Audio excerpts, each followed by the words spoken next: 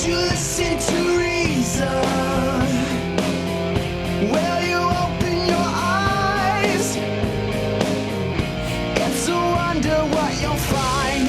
As a reminder to everybody, we're here with Dr. Darrel W, author of the book, The God Virus, How Religion Infects Our Lives and Culture. And we've actually got a local caller, Richard. Are you there? I'm here. Okay. We'll need a little more volume on the speaker. Okay, heard the doctor saying about that he don't like anybody imposing their views, and I just wanted to ask him in regards to evolution. Does he believe that we evolved from monkeys? Well, first off, evolution is not the belief that we evolved from monkeys. Evolution is a scientific discipline that studies biodiversity. It studies how simple life forms become more complex life forms, how species that are able to adapt have a better chance of surviving to the next generation than species that can't adapt. So that's an entirely different subject. Well, I think I know where you're going with this. What was your actual question? The doctor was talking about not accepting or doesn't like people to impose their views, and I wanted to ask the doctor in regards to that, does he believe that we evolved from monkeys, which is taught in schools continuously, and I've seen, You want the quick answer to that? try evidence, and I haven't seen no evidence of it. Well, Then you haven't looked, but go ahead. yeah. The short answer is we didn't evolve from monkeys specifically. Go read a little bit more and call back someday after you know a little more about evolution. Yeah. I think that the thing that he might have been getting to is this idea, because we oftentimes talk about things in simple terms because we don't want to explain for 20 minutes what we're talking about. So when you say, I'd rather people didn't impose their beliefs on us, I think he was planning on going down the route that people who accept evolution are trying to impose that belief on people like him who don't accept evolution.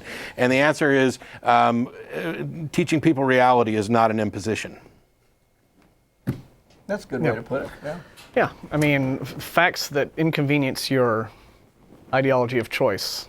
That's not the same thing as, And somebody else here in Austin, we've got Lance on the line. Are you there? Yes, I'm here. Yeah. What's How your you question? Yes, firstly, I just want to commend Matt. I think I've been watching him for a little while, and I think he's very intelligent, very smart, and very patient. I've been looking at, I've been seeing how, some theists present the same argument, and I can understand why you get frustrated. And hopefully, me being a theist, hopefully you won't get as frustrated with me. But I just wanted to say that before I answer my question. Boy, that's a long-winded way of making sure I'm nice to you. But we have a guest on the show, so what question have you got for us? Won't necessarily work. Well, I wanted to get you guys, what do you consider proof of God? Because I noticed that you're pretty adamant about that, so I wanted to know, what did you consider actual proof? Actually, I wouldn't be adamant. Which God are you proving? Flying Spaghetti Monster or Zeus? What'd you say? Which God are you after? The Flying Spaghetti Monster or Zeus or Neptune? No, I'm not applying any religion to my question, just as a creator. I'm asking, what do you consider proof? Well, first off, we would have to hear from the believer in that particular creator. We'd have to first have an understanding of what specific creator they wanted us to believe in.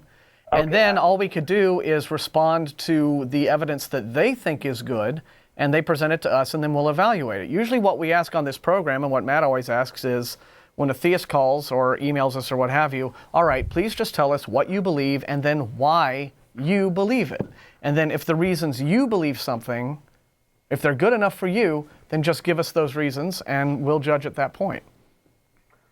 Okay. And not to be, I don't want to be overly pedantic, but you seem to be, you're using proof and you're probably just using it in a colloquial sense, but I would never use that word. It's not, I don't seek proof in God. I seek evidence, and then you evaluate the evidence, and at some point, based on the type of claim it is and the nature of the evidence, you either have sufficient evidence to justify your belief or you don't. And so I can't really say, people have asked before, what kind of evidence would it take for you to believe in, my particular God or the Christian God or whatever. We've come up with examples, and some people consider them outlandish. I don't even care to really do that anymore. The question is, what on earth would make anybody think that this is real in the first place?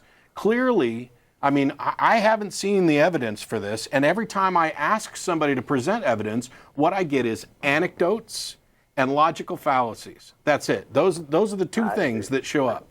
I really, if there was something else, then I could maybe evaluate it. And it may be the case that there's not any evidence that could sufficiently demonstrate this, depending on the claim, because the claim is such that it couldn't possibly be true and couldn't possibly be demonstrated.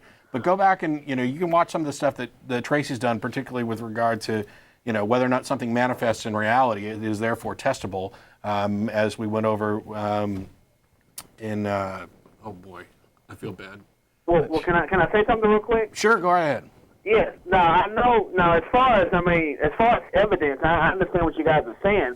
But as far as existence is concerned, and I'm presenting this more as a question.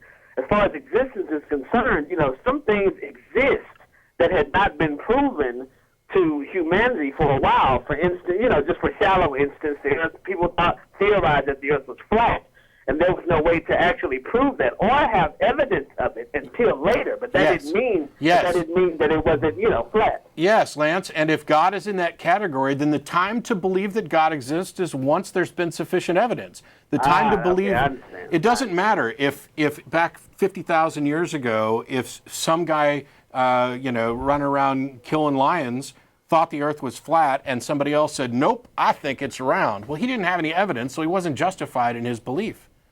It doesn't matter that he happened to be correct.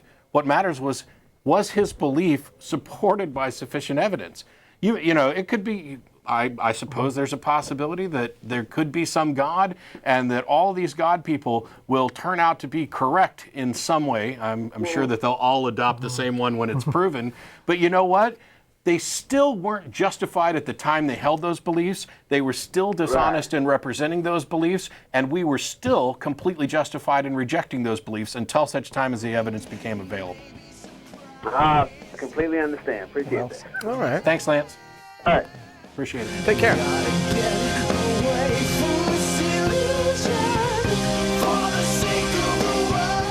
The content of this video is produced by the Atheist Community of Austin, a nonprofit educational organization promoting positive atheism and the separation of church and state. If you enjoyed this content and are willing and able to provide a donation, please visit the website below.